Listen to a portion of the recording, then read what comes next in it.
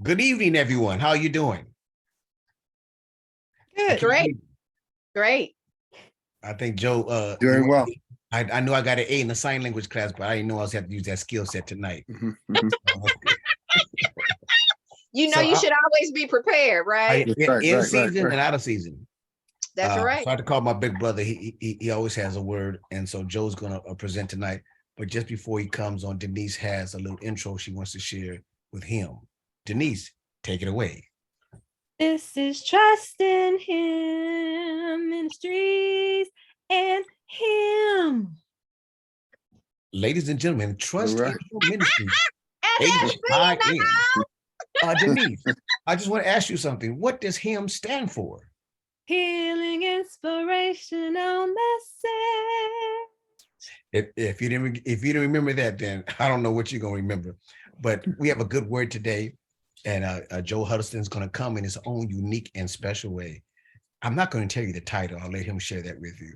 And so all I can say is, Joe, take it away. All right. How's everyone doing? Good. Go on. I'm glad to hear it. I haven't spoken with you for some time, Denise. How you holding up? I'm still standing. Okay, good. That's good. That's how I feel today. But that's normal for me. So I'm good. And how about Eva? How you doing? I am wonderfully well. Great. I don't know who else is on, so I can't single out anyone else. I don't know who else is out there. Just us four. Okay, great. Okay. 2 males and 2 females. So today is a little different in that I didn't follow the normal protocol or procedure and how this was developed. It's a little bit different. So I like to. This is more participatory in the sense that I don't have all the ideas. This is something I like just to be a dialogue between us, and we'll learn something. I'm hoping from having this discussion. I have my outline, and you'll see how it progresses because I'll put some things out there. But I definitely want us to chew on some of this and then let's provide some feedback to one another, and I'm sure it will help us. So what I've entitled this conversation is Lift Up My, and I didn't put the rest of it in because we're going to fill that in as we go. So the first one I'd like to say is, and some of this, of course you've heard this before. So lift up my eyes to the hills from whence cometh my help. Yeah. My help cometh from the Lord. So the first thing is I will lift up my eyes. Mm-hmm. And it's because I'm not looking down for help. Mm-hmm. So I'm looking up for help. And so that's the first thing that I'd like to put out there. And then I'm just gonna go down the list of things that I've written, and we could discuss any of these and others too. We've heard lift up my voice, or lift up our voices, lift up every voice, and sing to heaven and earth, rings and all that, ring with the harmony of liberty and so forth. So lift up every voice and sing for liberty is a summation of that. We want to lift up our voices for that reason, not for just yelling, but for liberty. That's a righteous cause. That's worth lifting up our voice for. Right? How about lifting up our hands in praise and thanksgiving? How about that? That's something that I'm longing to do with both hands. I can only go so far with my hands. I can't go all the way up, but I'm looking forward to putting them all the way up above my head, unassisted. And that would truly, in my mind, in my soul, in my spirit, will be a praise of thanksgiving. Hey, Joe, can I jump in? Yes, sir. Man, that's so beautiful. Because I experienced this with matter of fact, all three of you guys. See, Eva has a special ministry. Denise and I have a special ministry, and Joe and I have a special ministry, and collectively we have a ministry. So sometimes I can't see. There's days I wake up, I can't see. So God gives Eva a song that allows me to open my eyes. Mm-hmm. And we need that on the journey. Sometimes I'm stuck, and then God sends the answer through all three of you guys. Mm-hmm. And sometimes you don't even know it, that one person confirms another person, and no one even talked. Correct. So it is so crucial that we connect with people that are connected with God, who has the vision, who is the visionary. Mhm. I'll stop because I got excited. No, I forgot that no, you were now. it's absolutely. If I can't imagine, people who call themselves uh, people of God and having no vision, Mhm, having no power, having no finance, mhm, having no transportation, mhm, having no learning. I can't. I just don't see that. Having no power, I mhm. don't see that. So I've always believed that that isn't a manifestation of God, and it's not for the purpose of self-aggrandizement or, you know, pride reasons, but it's just that you're connected to the source, and Mhm. so we have to have some kind of manifestations. No way you can get near uh, the sun and not be hot. You can't get near snow and not be cold. So Mhm. these are things that just in the physical realm, we know that there's manifestation of these forces. And if God's not a force, I don't know what is. Yeah, As far as I know, he put the oceans in motion, yeah. right? So he's a force. Somebody rhyming tonight, boy. Yeah. So Lord. I will lift up my prayers unto the Lord because he cares for me. Mhm, And again, because my help comes from him. So I will lift up my prayers as well. I will lift up my countenance, mhm, and I will rejoice. So I don't have to be downtrodden in this condition. This condition, I went to the doctor yesterday, and it's amazing how these guys have this speedy diagnosis of things. I had some tests done. It had to do with lung capacity and so forth. And so he came, oh, so it looks like you have COPD. So I asked him this question. I said, well, where does that come from? Well, he said, oh, from smoking. I said, well, I don't smoke. He's, oh, secondhand smoke. I'm not around secondhand smoke. Oh, it comes from wood burning stoves. Well, I don't have that either. So we're going down Keep trying. going down the list, and he's picking off stuff, and I'm thinking, you know what? He's not going to ruin my day. Right. So he said, well, yeah, your pressure's a little high, and and instead of going from the 25 milligram, we're going to put you on 100. I said, isn't there a 50? There's no, Right. there's Where no. you going to We're going to jump? go from 25 to Right. 100. Right. So I'm thinking this guy is just another one of these guys again. They're at it again, doing the foolishness. And I know that my healing doesn't come from them. I happened to be talking with my wife, Ramona, yesterday while we were in the place, and she was explaining to the nurse. She said, yeah, and he'd like to know why. I said, no, I don't. I'm not asking. I'm not coming here to this office to know why. Right. Why is going to come to me. I'm going to know why. Right. And I'm going to know that this will be beyond me. Yeah. So this, in other words, this will pass. So my countenance is not downtrodden. Yeah. My countenance is not sad because of my immediate circumstance, because God's given me a vision beyond where I'm at today. And it's been with me from childhood. I've always recognized that he's given me a vision beyond where I was at Mhm, all my life. So mhm, this is nothing new. It's a little bit different, and I've never had a physical issue, mhm, but thank God he preserved my mental mhm. and my spirit's not negatively impacted. On the contrary, my spiritual walk has been enhanced because of this journey. Yeah. And I probably wouldn't be walking this with you now. I'd probably be busy or driving from work or something like that. So my countenance is lifted up. And I would encourage you to have the same thought process, that your countenance will be lifted up in all of this.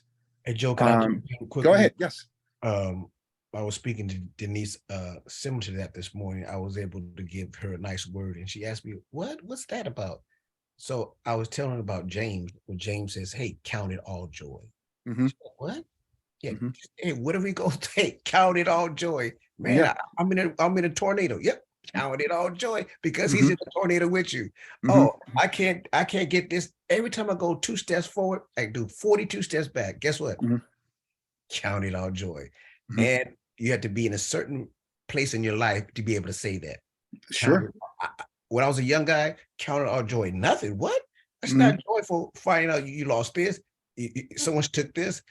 You got booted from this, and this didn't come through. This bounced. And I'm gonna say, hey, Joe, I'm just counting our joy. You're saying this guy's fake. I don't want to hang around this fake guy, but I want to count it. I just wanted you to know that James gives us a remedy. We need to count it our joy while we go through this process. If I can add one thing to that, and it's this, Andre Crouch's song that talks about, if I never had a problem, yeah, then I wouldn't know that he could solve them. Yeah. I would never know what faith in God could do. So through it all, right? I've learned. And so through it all, we can, if you didn't have any problems in your life, I wouldn't listen to you about count it all joy. Yeah. I wouldn't even listen to you. Yeah. Because it would be so disingenuous. It would be operator. Why does this guy keep hanging up? Yeah.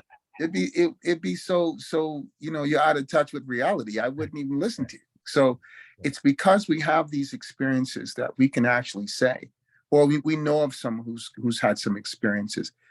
And we've seen God pull through before, pull us through, pull someone else through. And we go on through this life absolutely having faith. And that and faith is contagious too. Yeah.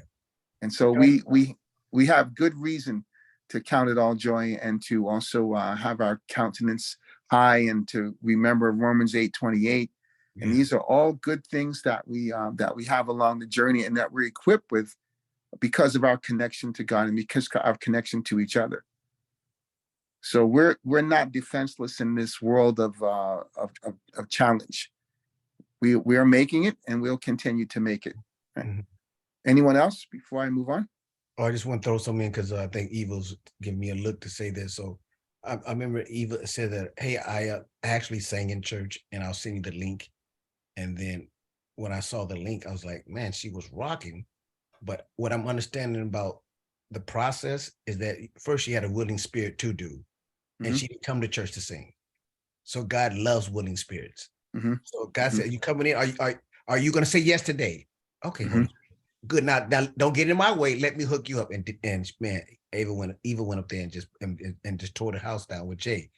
And I got to listen over and over again. She said, don't worry, I'll send you the link. And sometimes people don't even send the link. They don't even, look, it only takes a spark. Do what? To get a fire going. Get the fire going. Come on, I'll pass it back because I don't want to take over your stuff. Anyone else? Eva, Denise? No, I'm totally in. I'm listening to what you're saying. I'm letting it marinate. I'm letting it marinate. All right. Okay. All right. So we have some more. How about this? I will lift up my gifts and offerings. And this is important because I look at it like this. If your hand is closed, or your hands are closed, then you can't, number one, you can't receive, but you certainly can't give. And so lots of times folks are focused on receiving, and they're not able to give. Now, that's not true of everyone. We know that. But it's important to be able to do both things. In my own experience, I was able to give, but I didn't know how to receive too much. It was a rare thing for me to receive something, not because I was just, hateful. I wasn't hateful. I just didn't know how to do it because I was always in the position of being the one that would be giving. And so with this journey that I'm on right now, I've learned I can't do everything. I don't have everything, and people have to give me and bless me. And so that's happened a number of times in this journey, and I'm thankful for it. I'm a different person than when I entered into this, and I'm almost on 660 days now. So I'm a different person now because of this experience. But in this particular area of giving and receiving, I'm grateful that I've grown in this area, because there's a lot more of that to happen along this journey. There's a lot more that will happen in that exchange between us as people in community, and even with people we don't know. So I anticipate more of that in my life, and I'm looking forward to it. I pray sometimes, God, let me, bless me. I'll be faithful and help somebody else with that. That's how I want to do my life. I don't want to hold it and hoard it. I like to give as much as I can away to help, and so I'm looking forward to God working with me in this area. How about this? I mentioned, lifting up our voices for liberty, but how about lifting up our voice in protest against injustice? So there's a time when we see something wrong, and we have an opportunity to speak about it. So we have that opportunity, and also I think we're obliged to speak about it. I think, it doesn't necessarily mean that our road will be easier because we do it, but we can't be people of God and see injustice and be okay with that. Mhm. So we should feel uncomfortable. And I would think that, I think that in this time that we're living in, I could think of people that are maybe 20 years younger than me.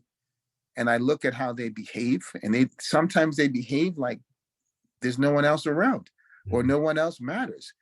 We have a person who comes in front of the office every day, and she smokes, and she's just vaping away right in front of our door, not even on the side, like in the window, right in front of the door. Mhm. And sometimes other people are there, they're throwing cigarette butts out, and cans and stuff like that. I'm thinking there's a disregard for others. And so we, at a higher level, we can see injustice, and we need to be faithful in these areas as well. Especially in this country, no gain was really achieved easily. No ground was accomplished. Nothing was achieved without someone speaking out against some of the injustice. Right. And we have over 400 years of that stuff in this country. And so it's not the first time or last time that we will be confronted with things, but we need to be sober-minded and see things truly. If there's someone, causing pain for someone, then we can see that. Let's not be dull to the degree that, it's not me, so it doesn't matter. It's not me. So that's not how we walk in this earth. We just can't. That's not the example that was set for us. And so we have to use our voices in protest against injustice. So how about this? I will lift up my heart. And so I think of David's words, create in me a new heart and renew a right spirit in me. I think of those words. And so Chris has a term, a sentence or two that has to do with what comes from the heart. What's the rest of it, Chris? Touches the heart. Yeah. Right. And so I want to have the right heart. Right. And I like Donnie McClurkin's version of this, created me. Yeah. I love that song. A clean heart. And it really is a powerful request to God. Mm-hmm. You can ask for a lot of things, but if you ask for a clean heart, a lot will be right about your walk on this planet. So a clean heart is very important. A lot of people who have talent and ability, they seem to be a shooting star right, in life, but then they vaporize. Then they're no more anymore. They have a lot and all the rest. But I would like to go on the long-term journey with God. If God blesses me more than He has already, I'm in for the long thing. And so I want to have a right heart in and out of whatever challenges I'm experiencing. Yeah.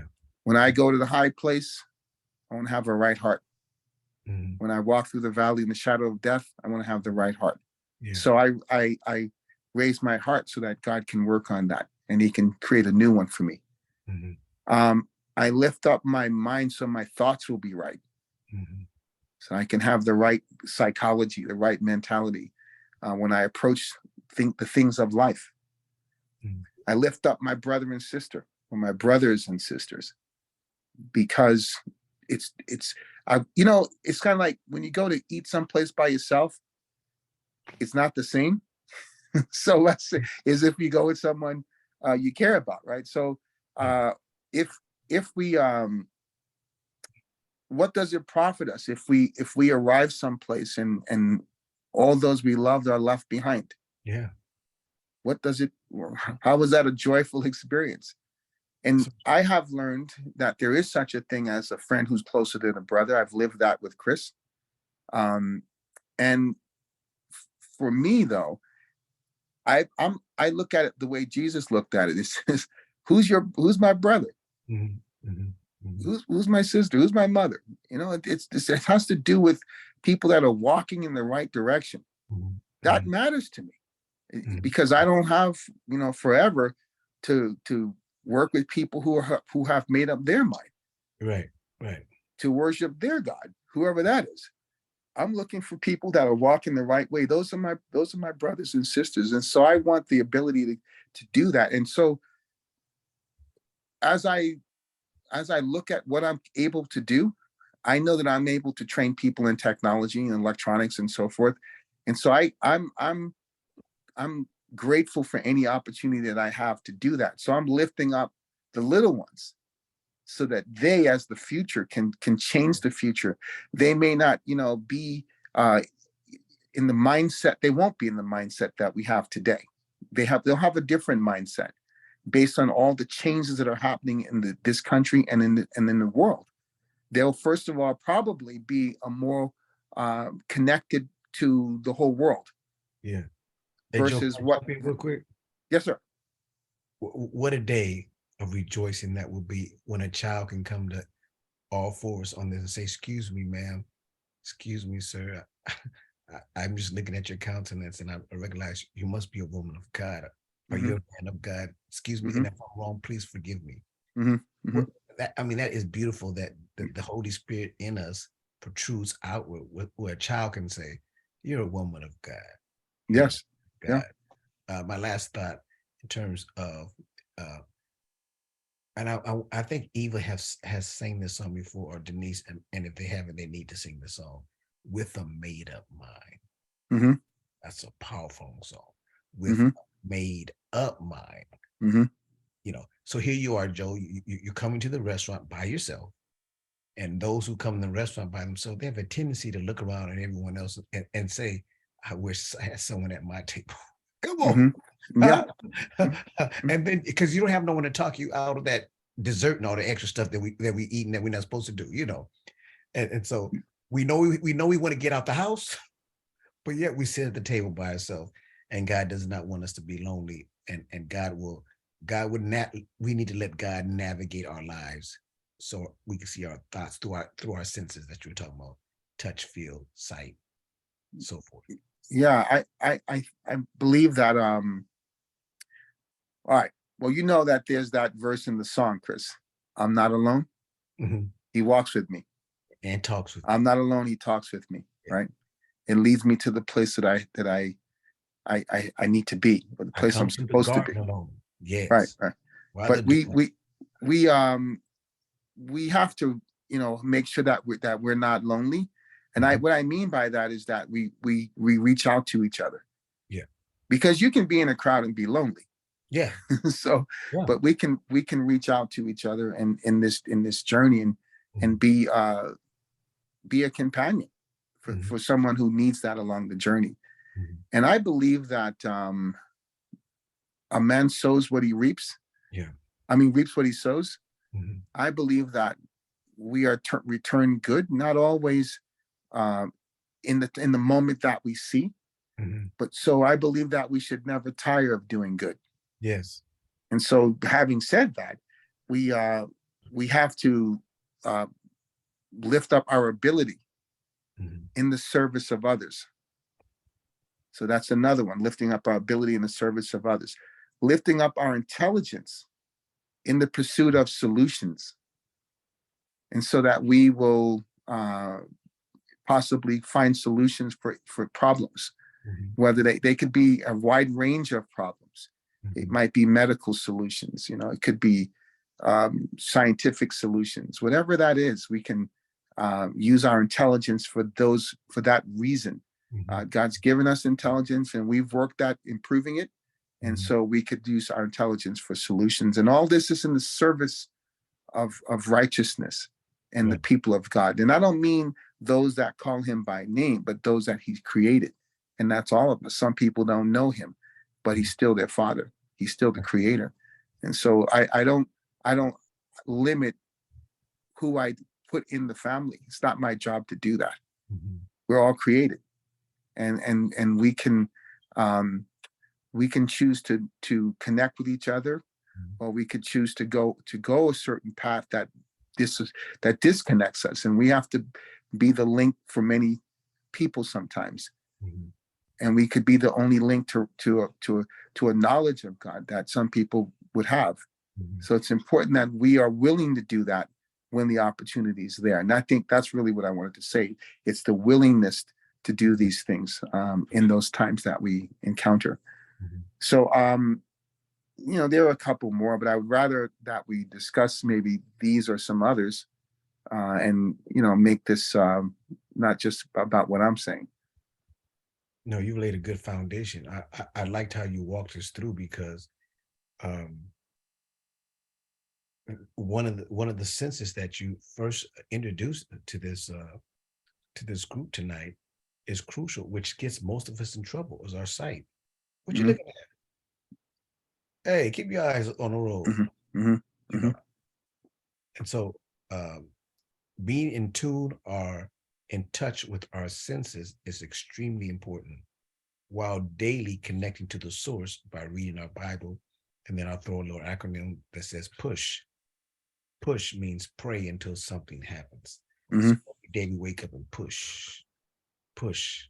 And this group has been blessed because we've had people that have been sick in the hospital and they left home. We prayed for Brother Ted. Brother Ted told me today that he's headed back home. That's because this small nucleus, we get our prayers through. God shines on us to allow us to hear and answer our prayer. So God is really good. That's good. Wow. So this is really good, and it's basic and it's simple. When you disconnected, all these things that you articulated oh so eloquently, we're not able to do that because we actually disconnect. So here you are, Joe, trying to connect with other people and not connected to the source. And then you're saying, I want people that are around me that are connected to the source first, therefore that I can connect with each other. And then that's your word you use a lot. Do we or do they have connectivity? And if you say no, there's a disconnect, then you want to step back and say, why is there a disconnect? And then you process and analyze and say, you know what? I don't think I'm able to do that because the disconnect is so bad, and you don't see it, that it's going to mix up with what I'm doing on my journey. Right. That's important wisdom point, where we have the eyes to see things. We need discernment. Yeah. And so the eyes to see and then move accordingly. Yeah. This is how I arrive at decisions. I process the viability of the decision that's on the table. If it's something, hey, let's go, walk to Alaska, that's not something that's viable for me. So I don't even spend any time on the process of that. I evaluate the cost of it. For example, what's the cost? Can I afford the cost of doing this or not doing it? And I say not doing it because there's a cost for inaction as well. So if I say, what's the cost for not doing something? An example, I needed to get some printers in the office here, and the cost for not doing it meant that I was dealing with technology that was dated, and it was an impediment to progress. And so the cost of not doing something was enough of a discomfort that I had to move on it. It was so clear to me that once I, got made up my mind, I wasn't going to repair this stuff. I'm not going to try to fix this. I'm going to get something different and new and replace it. My whole countenance changed again. There's that countenance word. My attitude changed about what I was doing in here, because in my condition, I was forced to say, look, I can't even if I wanted to fix this, my hands won't allow me to fix this. And so I'm moving forward. And once I made that decision in my head to move forward, it became much easier than to just do the acquisition.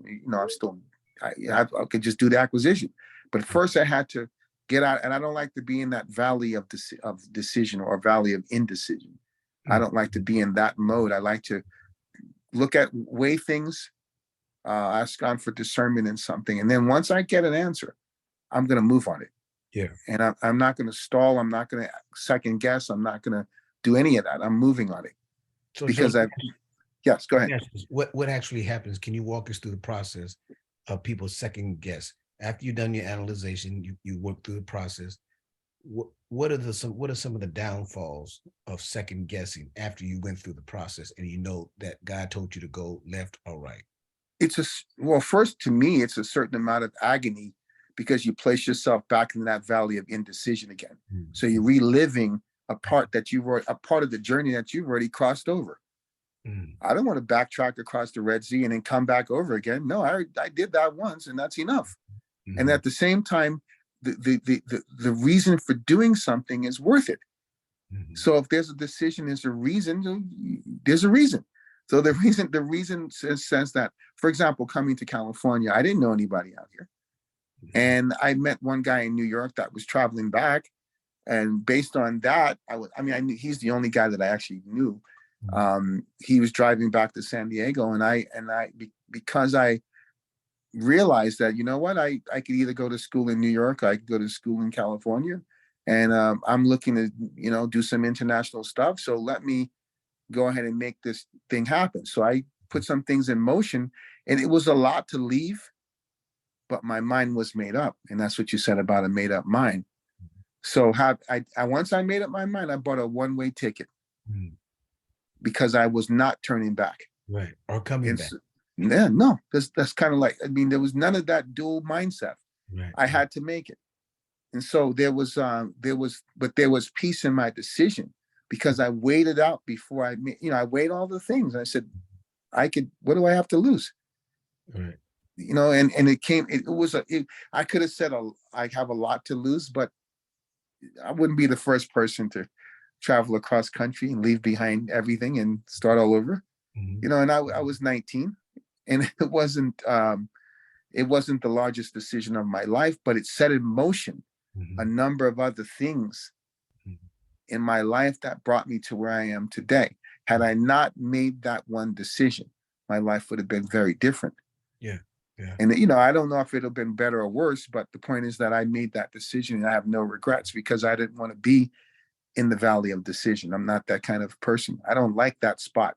It has to be either I'm going to do something or I won't. Right. Right. That's good. Denise, you have anything you want to add? I know you're listening attentively in the background. I think it was presented well, and that you've given a different perspective in how we use our sense in what we see and how we perceive that, and asking for discernment and how we need to make our decisions with all of the points that you brought up, whether it be how gifts are used or how you give, how you receive. It makes you think about it because some people take things for granted. Others are more mindful of their decisions and circumstances, that they want to make sure that they have covered all the bases and that nothing's been omitted or anyone has been omitted. I think in regards to gifts, I think we all need to use all of our gifts more, whether it be to help someone or to assist somewhere else, or music talent. It could be a craft talent. It could be anything that God has bestowed upon you. The problem is we don't always use our gifts because the saying, use it or lose it. Exactly. You can't improve something you don't use. That's right. Yeah.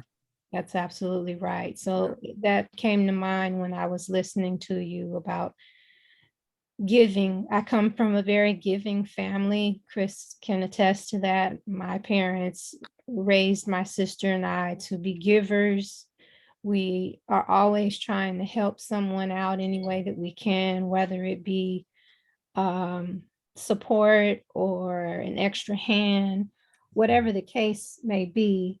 I think the points that you made are very valid, and that I'm sad to say everyone didn't hear your message today because they would have benefited from your context of what you presented. And I think you did an excellent job in bringing the message for today. Thank you.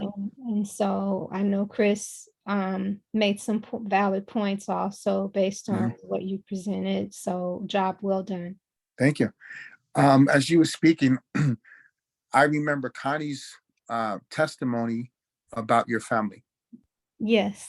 Yes, I remember that. That was that stood out when she was saying it, because I don't have the background to know yours, if that was true or not. But I believe her testimony. Oh, yes. Yeah, Chris can attest to yeah, how yeah, my yeah, yeah, how my family is and how yeah, yeah. we just It- kind of take everybody under our wing and do what we can when we can. and you know what I found in doing that? We've all had to shoulder some things at some point. Not all of us, but I have. All on this call have.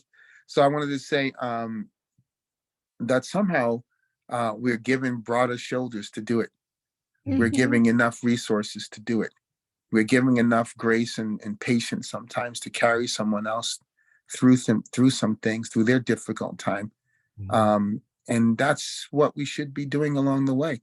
Right. We should be. We're going to meet people on the road on this journey of life, and some of them are not interested in getting off the roadside.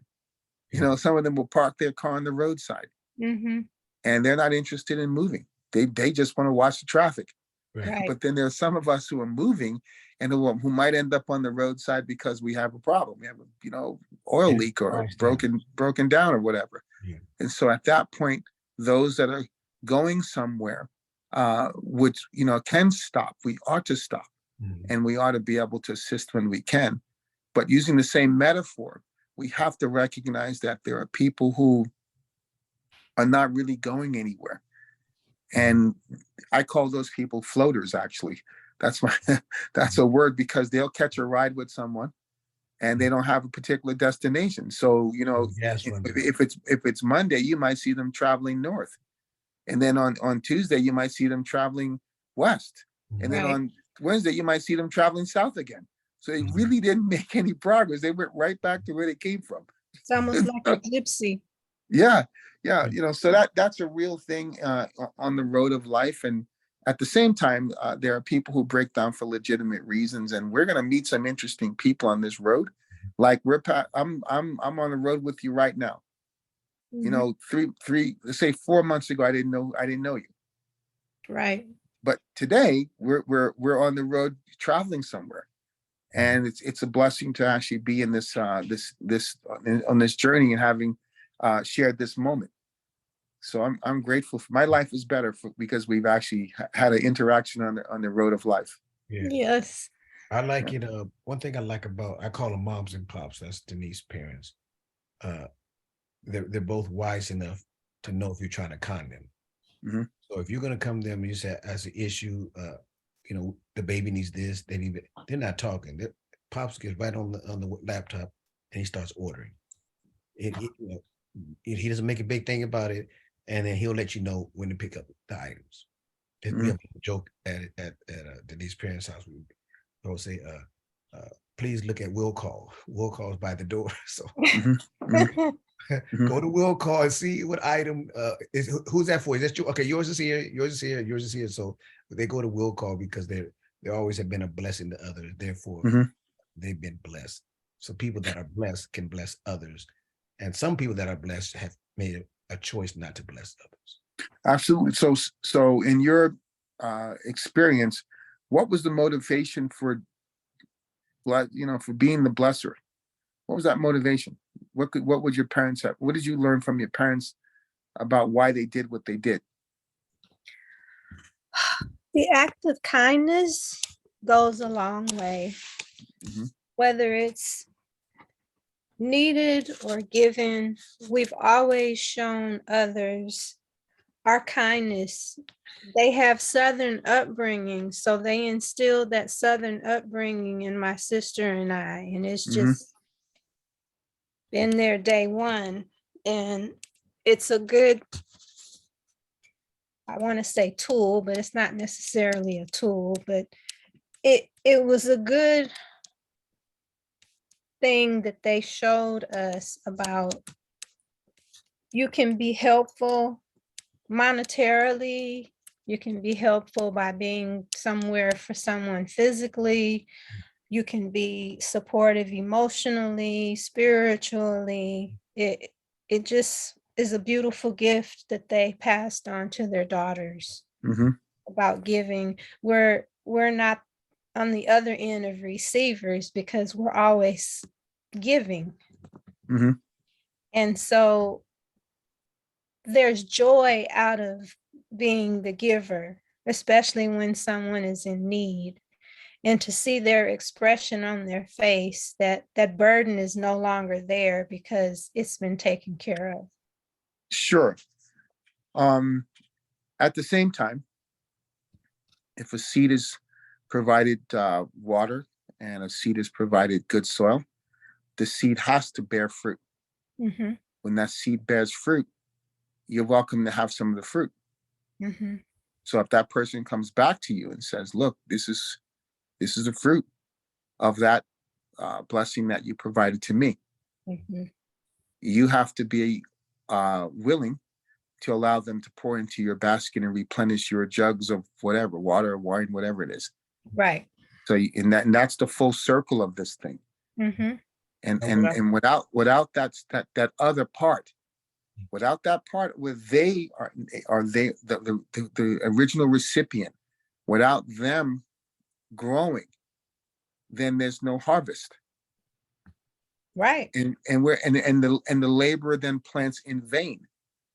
And so the metaphor of the stony ground and all of that, there are those, and the metaphor of the, not metaphor, but the story of the 10 lepers and so forth. We have that person that returns, and it's a joy to receive whatever they feel they have to do for you when it's their turn. It's a great feeling. I've lived that, and it's great. That's very interesting that you make that point, because encapsulated with this whole process that we're talking about, obedience is a key factor. That's kind of like the glue. Because a giver, we all run into walls because we're like, dog, I'm tired of giving, man. Nobody can't receive. And so givers have to talk to other givers and say, hey, man, God replenishes us so we can therefore share with others. Right. And a lot of people get burnt out as givers. We get burnt out. And like you were saying earlier, it's sometimes hard to receive because you've been programmed. Right. And every now and then, that's what I'm saying, givers need to support.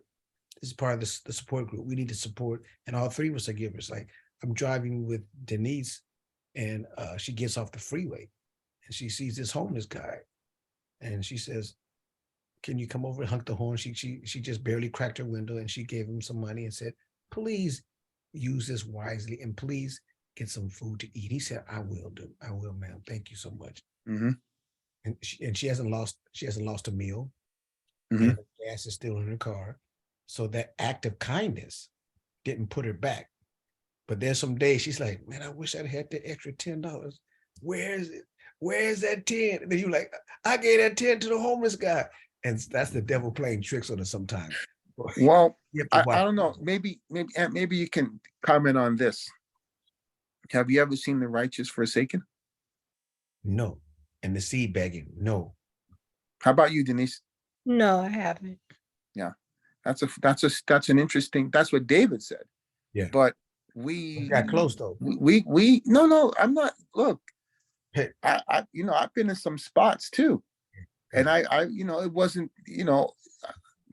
but at the same time, I'll say it like this, without going into all the detail. God sent some people who were obedient. I didn't say a word to them. They sensed that there was a need in my life.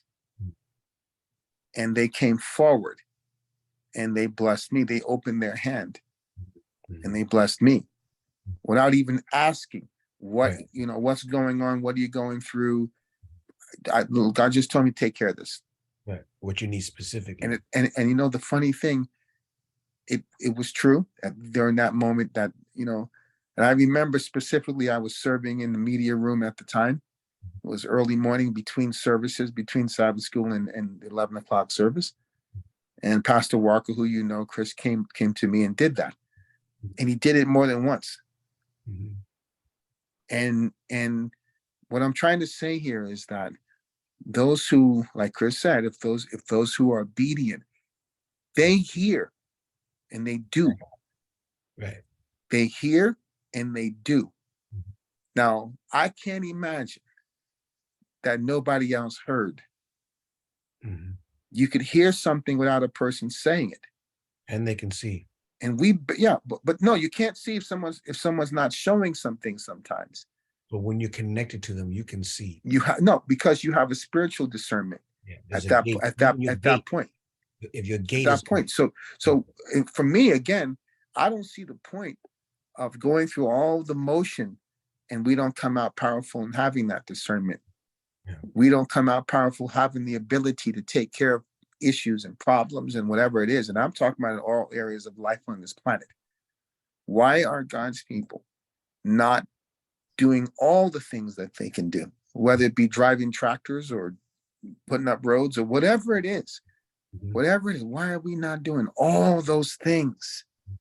Mhm.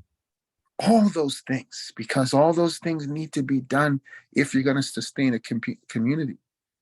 Just count it all joy. Yeah, and I believe so. I'm more action oriented in the sense that I don't believe in just having knowledge. I believe in doing something with the knowledge. I believe that there are people who on the planet, as you mentioned, who are givers, but they're also tool makers. Mhm. There are people who make tools. There are people who build things. And those are all the manifestations and using our hands to do that. So we lift up and we get instruction. Now go do. Mhm. And I think that's more of the Great Commission again. Now Yeah. go do. Yeah. It's you learn all this, but now go do. And Yeah. so we as God's people have to have if we just come into this earth and leave, we didn't give, we didn't bless, we didn't build, we Yeah. didn't help someone. What's the point of it all? Yeah. I want to add this Yeah. about last little story about Denise's parents. So they came to me, or Denise's mother, I call her moms. She came to me. She didn't know this, but my mother was kind of declining. And so she told me, you can call me mom. I'm like, that's okay. Thank you. Thank you. The next time I come visit, you can call me mom. Okay. But then she showed me I got sick. She said, I'll make an appointment with you. Let's go together. I was like, oh. So she began to act the role. Therefore, it was easier for me to call her mom. Mm-hmm. Her Mm-hmm. father said, now you can call me Pops. I said, Mm-hmm. I already have a father. No, you can call me Pops. And I said no for a long time. Now I call him Pops. Mm-hmm. Mm-hmm. But That's a good point.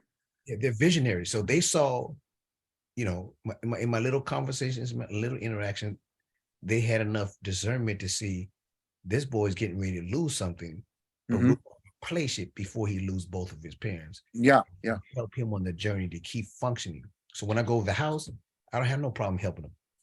Right. Oh, can you move this? Can you move? And they'd be like, oh, you don't have to do that. No, I want to. Mm-hmm. Yeah. I have a joke. I say I don't do roofs and I don't paint. I'm not painting, Right. but I can Right. do anything else in terms of Mm-hmm. moving. Mm-hmm. And so that's rare. That's rare to be able to have people that you don't interact as much, and they come to. That's big to call someone moms and pops Sure. that you weren't you didn't grow up in that family. So I'm blessed to be able to experience that, and that's why I have a close relationship with Denise. We go there and we just laugh. We have a good time, and nobody says, "Hey, Denise or his sister, hey, you can't call my dad Pops and my mother Mom." No, they welcome that. Mm-hmm. Right. That's Because my brother. there's there's enough grace. There's enough how do I want to, in other words, there's an abundance. Love has no boundaries. It doesn't have a limit. There's only like you only got a quart of love and that's it. You're never going to get any more. The more that you love, the more you have of love. It's like it's kind of like what was happening with Elijah and the oil. You go get some jugs. Okay, we'll get these little ones. No, get some big ones and we're going to fill those and it's never going to run out. And so it was really that's how I think, the verb love is. It's there's no shortage of it when you use it. Right. When you give it away, there's no shortage. Mhm. Yeah. And it does return. Right. Yeah. And when you truly get away, It's oh, go on, Denise. beautiful. Denise, go on. No, I was just saying that's beautiful the way it was explained right now. Okay. So, man, this was good, Joe. You did an outstanding job once again. God has blessed you with a methodical mind where you can put things together because you're connected to Him. It has nothing to do with 2 hour, 3 hour preparation. Is you stay ready. So when you stay ready, God says, I can use you anytime, any place, any location. Mhm. Because we have partnered on you have a 24-hour contract with God. Mhm. You missed that. Let me say it again. Yeah. You have a 24-hour contract with God. So when you wake up at 3 in the morning, God says, call Mr. Johnson. You say, yes, here I am. Send me, Mr. Johnson. God has appointed me to call you. I'm just going to say, by faith, I'm sorry if I awoke you. He said, oh, no, I couldn't sleep. Matter of fact, I was waiting for your call. And you go, look at God, Mhm. being obedience, using your senses. I'm in tune with the Father, Mhm. connected. Therefore, I can be used 24 hours as an instrument. And I should be position myself that way too. Denise is the same way. And we get these distractions in our lives to throw us off, but we are givers and let's keep giving for kingdom building. Yeah. Amen. Amen. Yeah. Yeah. So Denise, why don't you go on and sing a new theme song? I know it's different every time, but it sounds good. So if you can close us out with that theme song and then Joe will pray us out. I really enjoyed this topic. Mhm. This was really good. Hey, And I have one question, Chris. sure. Are you by your keyboard? No, man, I wish I would. Cause boy, if you feel like Uh, singing, man, I know you No, it's okay. It's all right. doing no Another choir time. ministry. There's no Another time. Yeah. Another time. okay, no. Let's plan it so I can have all that because Denise hasn't seen you sing. Denise has not heard you sing, and so that would be good because Denise really she has a plethora and her genre is so widespread. And if you do sing and she likes it, uh, that helps her, that motivates her because her healing, part of her healing is through her vocals. Mm. And when she doesn't sing, she's not as happy. I'm the same way, actually. Not that I'm a great singer. It's that's a manifestation. That's an outcome of That's what's happening on the inside. but you're being humble. No, I, no, I couldn't play for you if you sounded bad. I say, man, okay. I'm just no. You kind of argue with me now. no, I'm This- telling the truth. no, no, Denise no, and we I, can. we play for a lot of people, and we'll look at each other like, it's not. It's not. And we try to be as nice as we can. So I'm just telling you, I'm not going to play behind you if you cannot sing. Now we can sing in your home, and that's nice. No one else going to hear. Yeah. But I'm letting you know No. if you did sing tonight, and let's schedule for you to sing specifically the song that you wrote. It's going to motivate Denise, and you're not singing to motivate her, but I believe the connectivity of the vocals because it's a gift from God because we're Right. givers. And therefore, when you open your mouth, you're giving to each other, and God is blessing with these hands that I can play. And then Yeah. all three of us can talk to each other. And then Eva can jump in because she can sing as well. Yeah. It's obviously you Next were there Thursday. during this journey. Next Okay, Thursday. All right. Today is the 15th. It'll be the 22nd. 22nd. I'm gonna have the keyboard set up. So when you say hit it, we'll hit it. And then I promise you Denise will jump in. And I think that's good. I'm serious. That's so powerful. That's a healing agent. That's a healing agent, man. Because everyone can't do it. Everyone cannot motivate another person's journey, you know.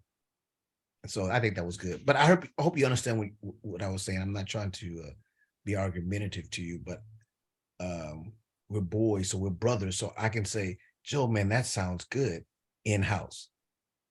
Just don't you open that front door and sing that song in-house, but you can sing the song in the car, outside, in-house, and it's a powerful healing agent.